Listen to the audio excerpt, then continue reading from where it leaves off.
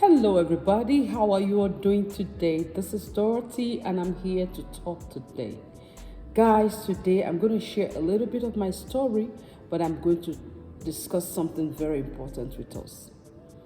Today, I'm going to be talking about shame and pain. There's this saying that where there's no pain, there will be no gain. Well, I believe that to some extent, but sometimes we are the cause of our pains. Sometimes the pains just find us, and we can just avoid it. So, I'm going to be telling you a story of myself, how I went through pain and shame, and how, by the grace of God, He brought me out of it. Guys, all the story I tell you here is something that really, actually happened to me. There is no part of it that is fabricated. There's no part of it that is not true. I'm trying as much as I can to remember as much as I can remember. Because if you followed my story, you will understand what I mean. Because at the point in my life, I was almost mental. So I lost a lot of memories, but I will try as much as I can to tell the few that I can remember, which is still a lot to a normal human being. But to me, right now, it's still a little bit of memory because I have a lot that I can't really remember. So, today I'm going to tell you the story of my life that involved shame and pain and how God eventually brought me out of it. So, if you're ready, let's go. So here we are to continue with our story. Guys, whenever I tell the story, I told you that my life is full of some things that I cannot even explain, some things that I don't feel so proud to talk about. But because I'm compelled in my spirit to tell all the story, I just have to tell them. No matter how unpleasant they look like or you think they are, I just feel obliged to tell the story because I know somebody somewhere, even if it's 100 years from now, somebody's going to learn something from my life experience. So I take pride in telling it because I'm trying to help other people and I'm also trying to heal. Because like I always tell you, telling my story is part of my therapy to healing. And I'm not going to relent because I know it's doing a great job on me. If you remember following me, if you followed me from the beginning, you will understand that there's a lot of changes in me. I'm getting more relaxed by the day. As much as I tell the story, I feel better and I get better. So if this is a good way to heal myself, why not tell it? And that's why I will not stop. I'll keep talking until I can talk no more. So guys, I'm going to tell you this story that's really, it's part of me that I can't forget. The story of my shame. I'll talk about the shame first, then I'll go to the pain. People say that there's a difference between emotional pain and, physical pain. To me, I feel like both of them have the same weight. Sometimes you would even prefer that somebody hits you physically than, hitting you emotionally. When my story started, when my husband left me and went to Nigeria, according to him, but he was here after. I found out after he was still here. When he left me and I had to face that terrible time of sickness, that terrible time of abandonment, it was a big pain in my heart. I called everybody that I could call. I tried to reach out to people that are around me. I tried as much as I can to, make people aware of my situation. But the more I tried, the more people neglected me. Guys, when I tell my story, sometimes I feel like crying when I'm talking. But I want to just tell it. I just want to tell it without any tears. I try so hard to hold myself each time I talk. I may go back later on to cry, but when I'm talking, I hold myself so much not to talk, not to cry, because if I start to cry, I may not be able to tell my story the way it really happened. So I try to control my tears whenever I'm talking. So when once in a while you hear something from me, it's just natural that I have to do that.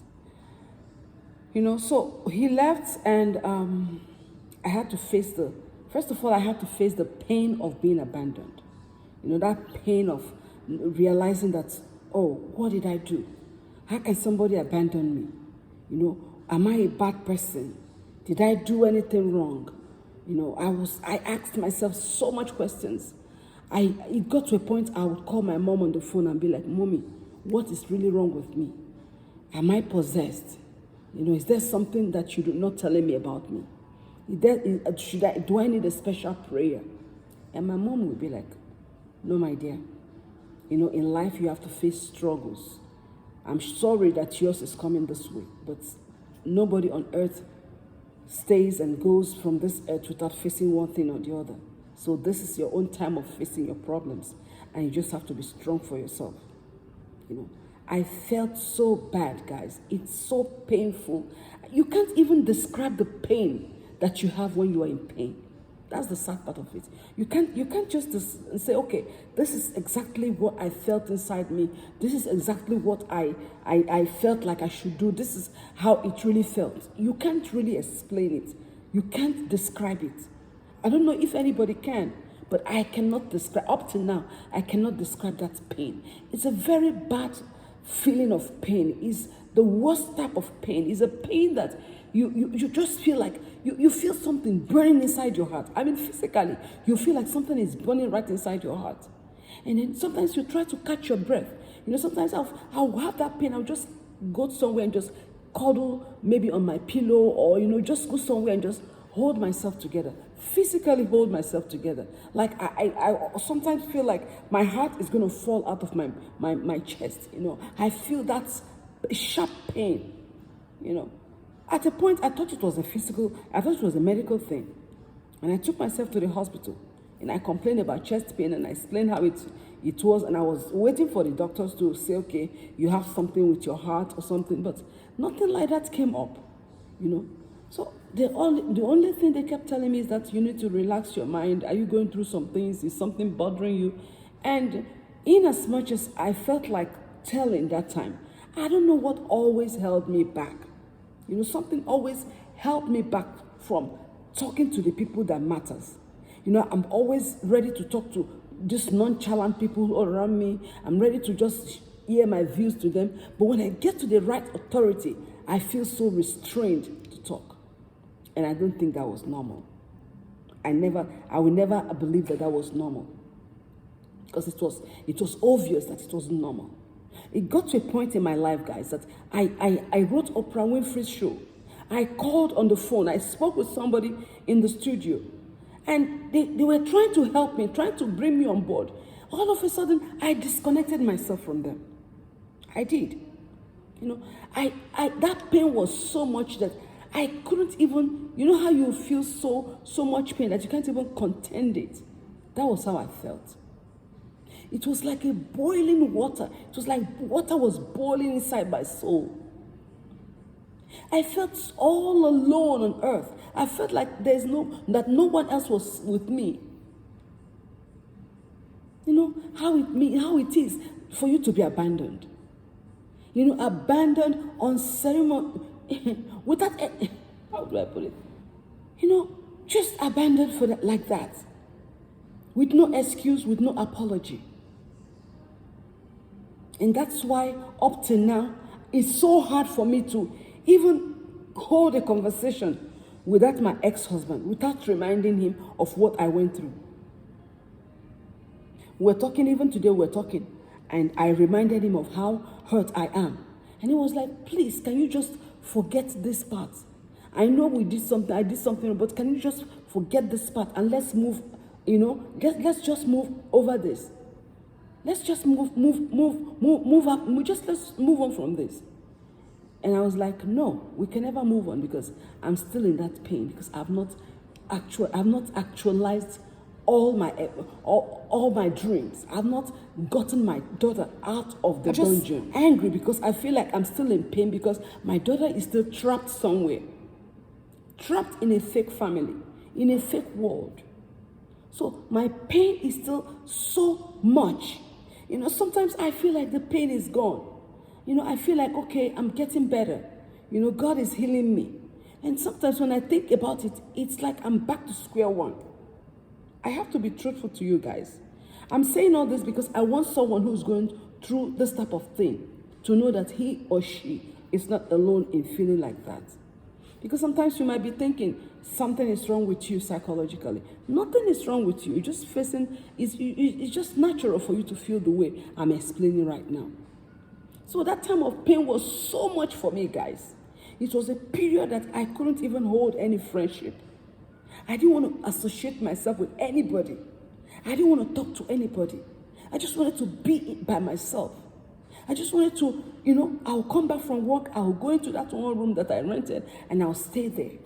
All that I had then was watching Nigerian movies. Sometimes I can watch up to 10 a day. Just keep watching, just to while away my time, just to make myself happy. And I refused any other person to comfort me.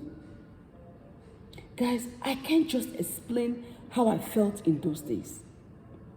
I felt the pain was so much that sometimes I would feel like just ending it all. I kid you not. Sometimes I just feel like, you know what? There was a day I was praying and I said, let Jesus just come. Let the whole world just end. Because of the pain I felt. I felt that pain. I felt that pain. I couldn't do anything in a day without thinking of my pain. It took me, in as much as I think it took me away from any relationship, I think that was a good thing for me too. God did not want me to get into anything.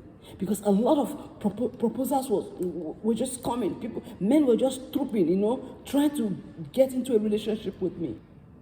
So like I was saying, men were coming from all corners. Some will see me on the street and be, oh, you're so beautiful. Do you have a green card? Especially the American men, they will come to me, oh, you're beautiful. Do you have a green card? I can marry you and get you a green card. Because automatically, when they see African people, they look at maybe the type of job you're doing, they'll feel like you don't have a green card. So that was always coming to me.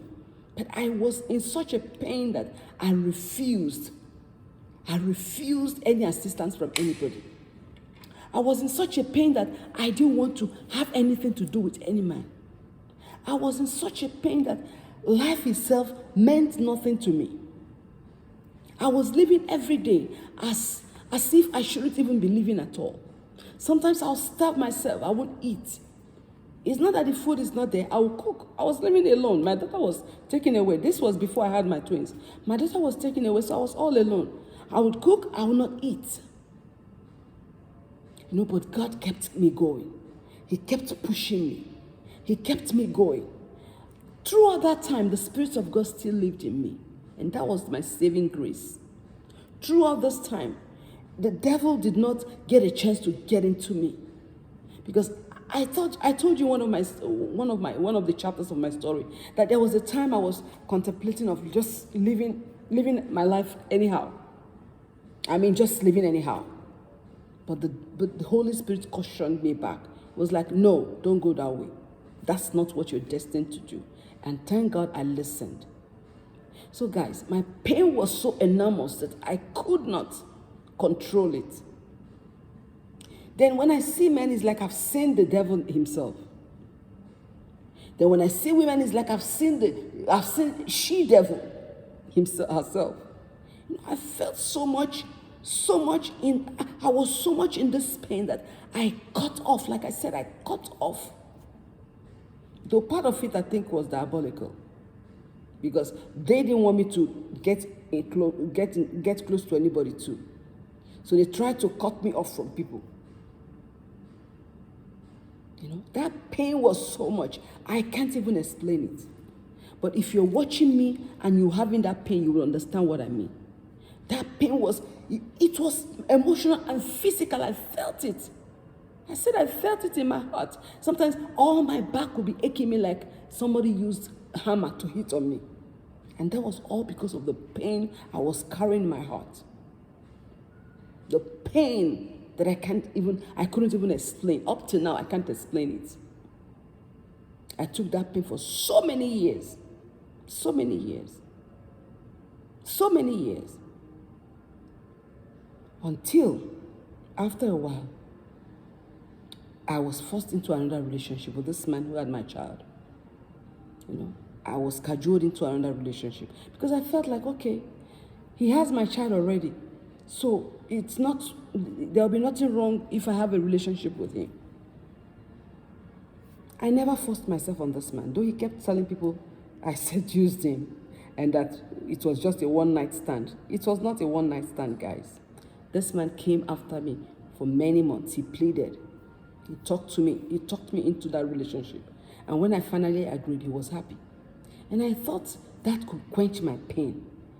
I felt like, okay, I have this man who incidentally has my daughter with his wife. That could at least soothe my pain. That was all I was thinking that time. I was just thinking of anything that would bring me close to my child. Anything that would make me, feel relevant in the life of my child. I thought that by having that relationship with him, I'll be able to be close to my child. But that was a lie, because these people had another plan for my life. They had another plan. He came with that relationship. I thought it was okay for me to get into it. Everything was going on well until he started to unleash his plans. The first plan was, to get me pregnant. And he talked to me about it for months. And I said, no, I don't want to do that. But when he persisted, I was like, okay, maybe if I have a child for him, that will bring us closer. So I accepted. And as soon as I got pregnant, he was happy. I was happy too. As a matter of fact, the day I found out I was pregnant was the happiest day of my life. I felt like, how you feel like, okay, you lost something and you're getting something back. And you're not just getting that thing back. You're getting that thing that's going to take you close to what you lost. That was the feeling I had. I felt like I lost my child to him and his wife. Now I'm in a relationship with him. Not only that, I'm pregnant for him. So that would draw me close to my child. But I was wrong. And that's why I keep telling you guys that you can never underestimate the wickedness embedded in a man or a woman. I had such a wonderful relationship with them. Just we talk and chat and everything. Until 5th month into my pregnancy, I discovered that I was going to have a set of twins, a boy and a girl.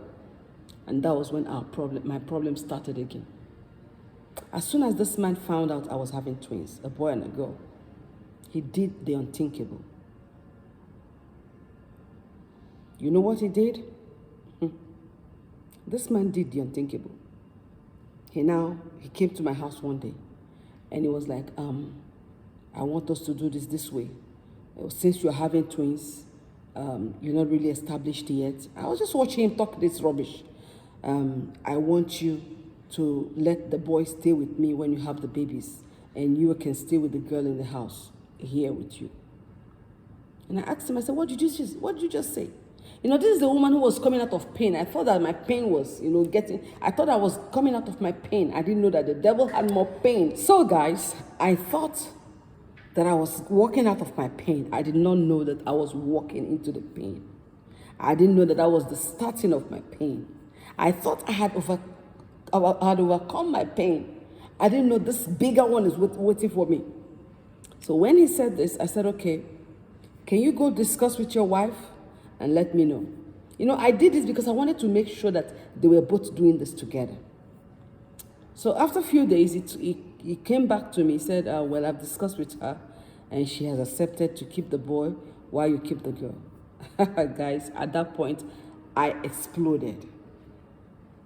At that point, it's like God opened my eyes. Like I just exploded. I said, "What are you talking about?" I said, "What?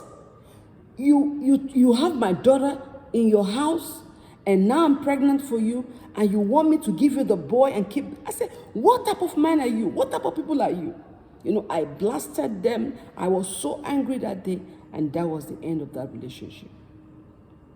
That was the end of, mentally, that was the end of it for me that day. So he left. and I battled through my pregnancy.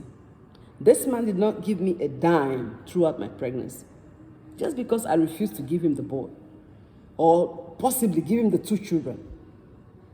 You know, when you meet users, when you meet people who are users, their mind, their heart is so dark that you can't even understand how wicked they can be.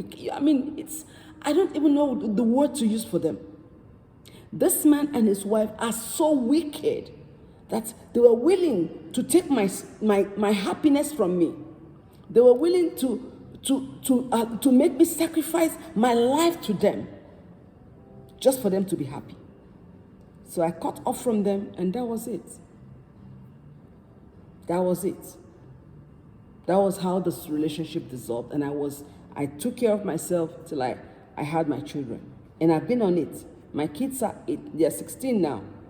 They're 16 this year. And I've been on it. And when this happened, I left my pain, and it's now a shame.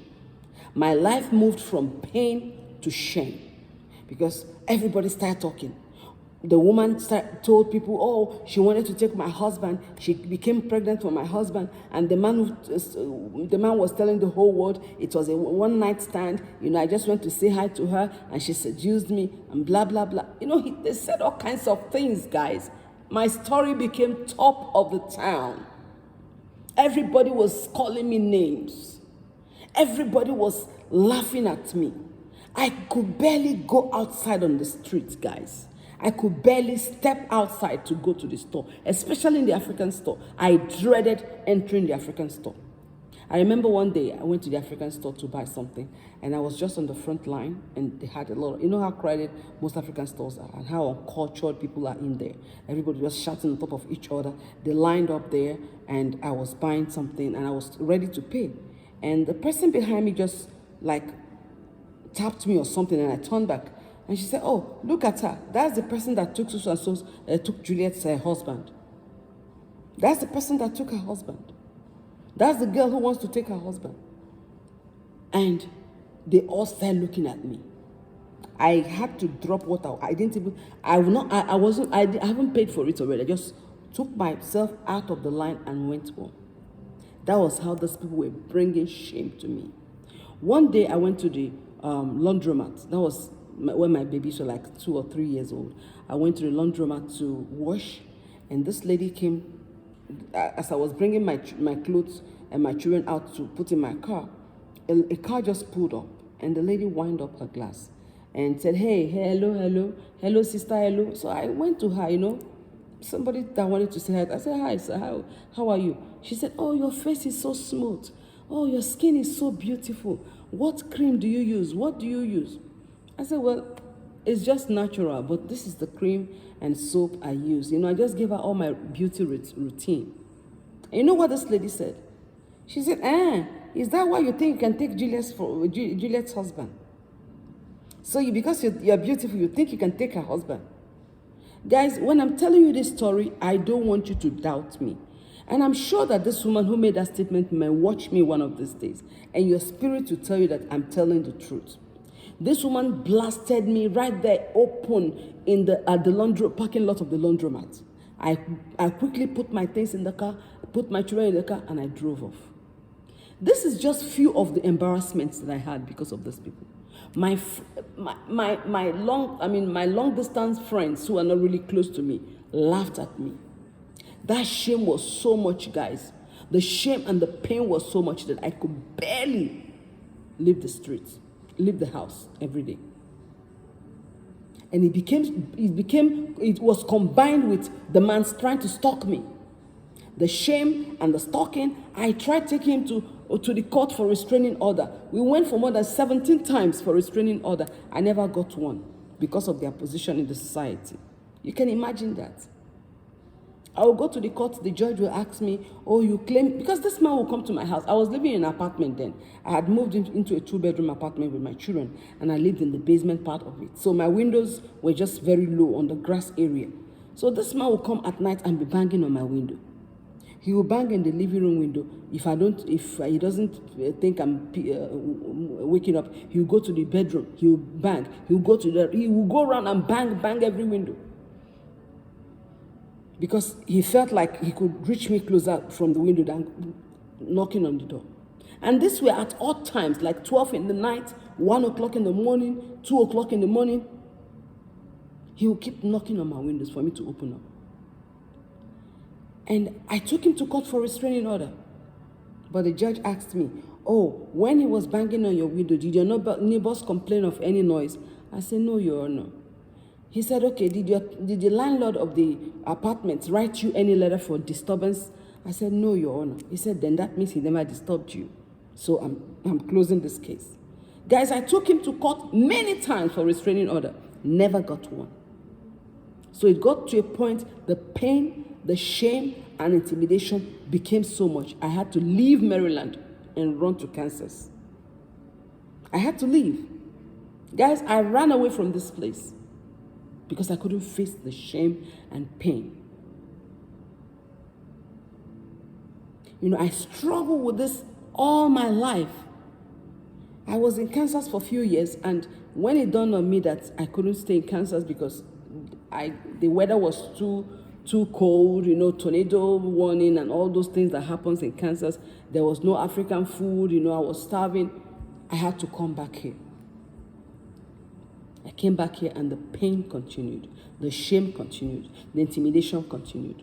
But I got up on myself about 2 years ago. I told myself, you know what? You have to stop this.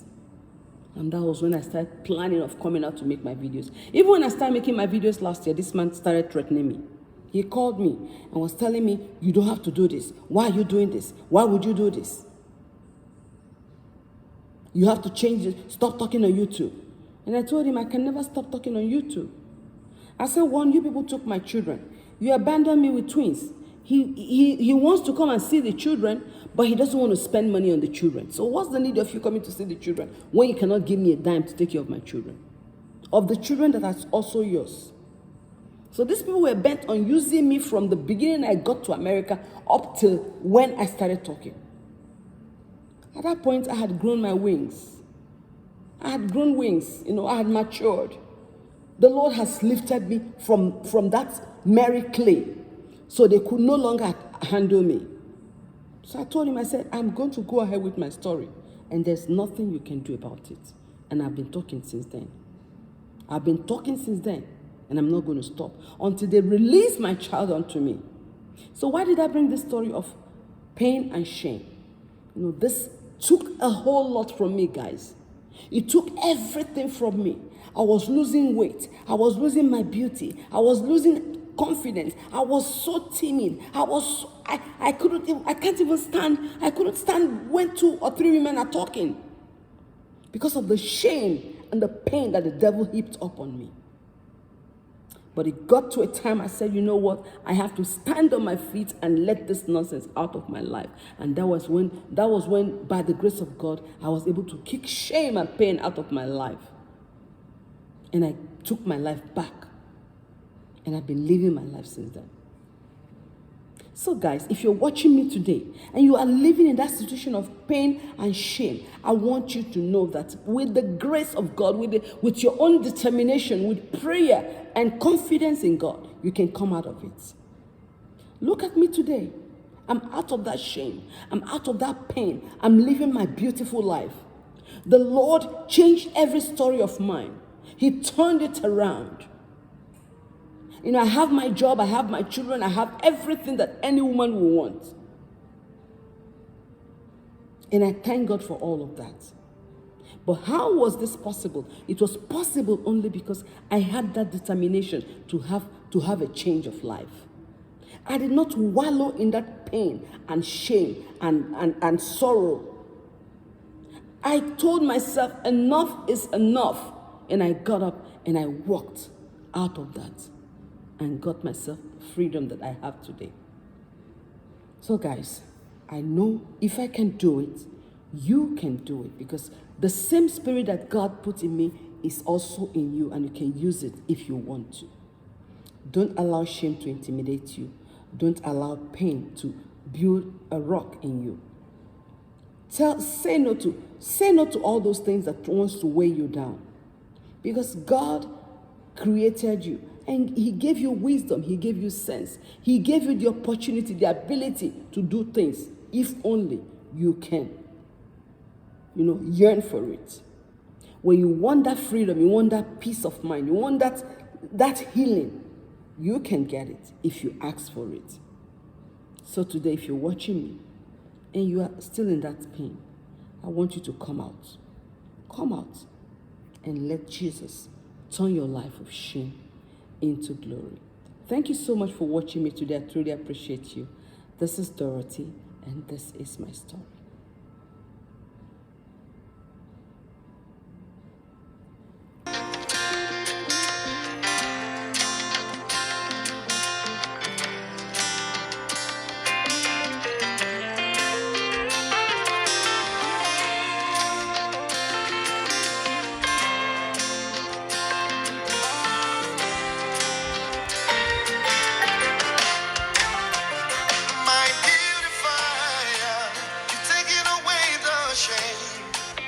Taking away the pain. You made my life so beautiful. My beautifier. You've taken away the shame. You've taken away the pain. You made me just like you. My beautifier. You've taken away the shame. You've taken away the pain. You made my life so beautiful. My beautifier, you've taken away the shame, you've taken away the pain. You made me just like you, my beautifier. My beautifier, you have taken away the shame, taken away the pain. Made my life so beautiful. My beautifier, taken away the shame, taken away. Just like you, my beautifier.